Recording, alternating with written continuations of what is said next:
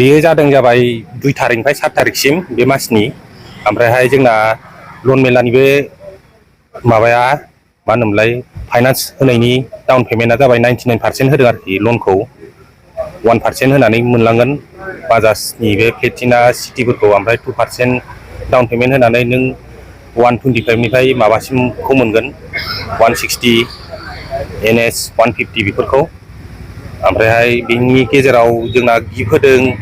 माबा headphone smart घड़ी ओमफ्रायहाय लेपटप बेग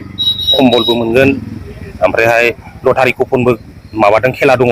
जाय बाइक लायगोन बे मोनगोन बेयो जाबाय फार्स्ट प्राइजआ टिभि फ्रिज वाशिं मेसिन मोनथाम हेलमेट मोननै मोनगोन 5 लिटार थाव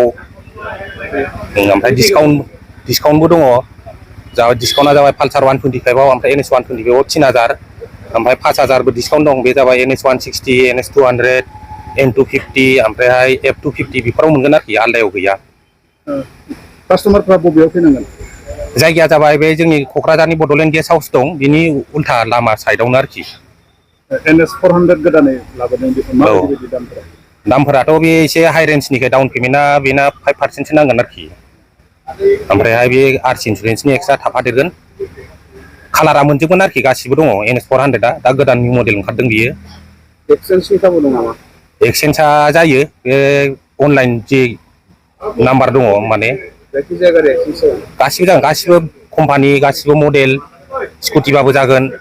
बाइकबाबो जागोन आरोखि আজিৰ পৰা আমাৰ লোন মেলা ষ্টাৰ্ট হ'ল আজি 2ৰ পৰা 7 তাৰিখলৈকে থাকিব এই লোন মেলাটো আপোনাৰ পূজাৰ উপলক্ষে বাজাজ অটো ক্ৰেডিটৰ পৰা অফাৰ দিয়া হৈছে আপ টু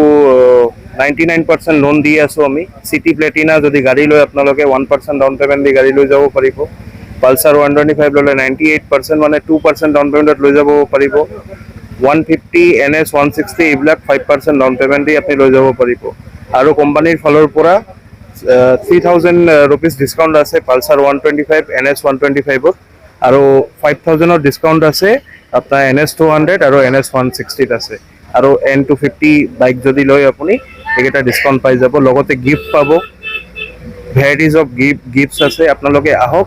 ইয়াতে আহি পিনে চাই লওক গাড়ীবিলাক আপোনাৰ মন পছন্দ গাড়ীবিলাক আপুনি ঘৰত লৈ যাব পাৰিব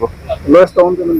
ডাউন পেমেন্ট 599 ৰ পৰা ষ্টাৰ্টিং হৈছে আমাৰ কেতিয়ালৈকে থাকিব এইটো 7 তাৰিখলৈকে থাকিব 7 অক্টোবৰ NS 400 আহিছে আমাৰ নতুন গাড়ী এটো একদম লোয়েষ্ট ডাউন পেমেন্টত আপোনালোকে পাই যাব আপোনালোকে আহক এতিয়া ডকুমেন্টস বিলাক দিলে কিমান হ'ব ডাউন পেমেন্ট বিলাক হেতু কৈ দিব পাৰিম লোকেশনটো বড়োলেণ্ড গেষ্ট হাউসৰ উল্টা ফালে